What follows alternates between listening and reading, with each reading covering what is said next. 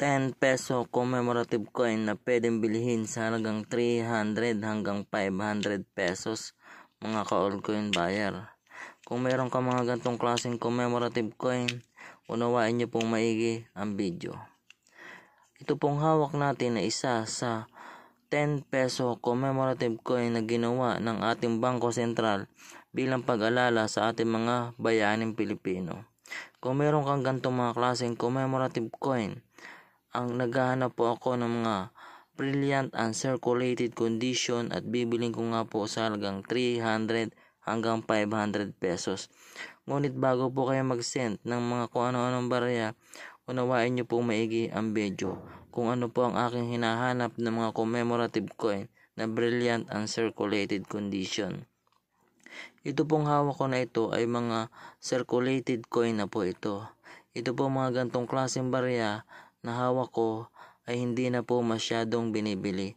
Ang binibili ko po sa halagang 300 hanggang 500 pesos ay yung mga commemorative coin na naka-blister pack o yung mga nakakahon po, nagbagong labas po galing Bangko Sentral ng Pilipinas.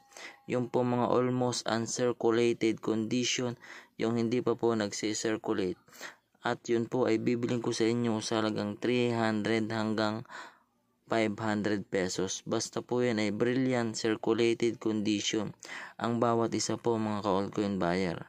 Kaya po kung meron po kayo mga brilliant and circulated condition na mga 10 peso commemorative coin, ay bibiling ko po sa inyo sa halagang 300 hanggang 500 pesos. Pero ito pong hawak ko ay common coin na lamang. Ito po ay nag-circulate na sa ating sirkulasyon. At patuloy pa rin po tayong bumibili ng iba't iba pang klaseng barya, katulad na lamang po ng mga 10 peso BSP series na year 2007 at 2009, at bibiling ko nga po sa halagang 2,000 pesos mga ka-altcoin buyer. Baka po meron kayong mga gantong klaseng 10 peso coin na 2007 at 2009, bibiling ko po sa inyo sa halagang 2,000 pesos.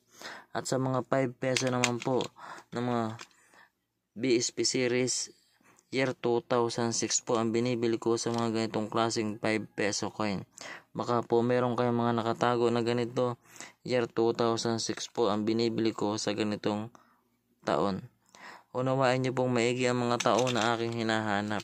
At ito naman po sa 25 centimo kulay dilaw ay year 2006 din po ang aking binibili. Pag dito naman po sa kulay puti, ito pong kulay puti ay year 2017 po ang aking binibili sa ganitong klaseng 25 centimo. Sana po ay mabentahan nyo ako ng mga aking hinahanap na barya, dahil naghahanap po talaga ako ng mga rare at hard to find, at bibiling ko po sa inyo sa mataas na halaga. Marami pong salamat.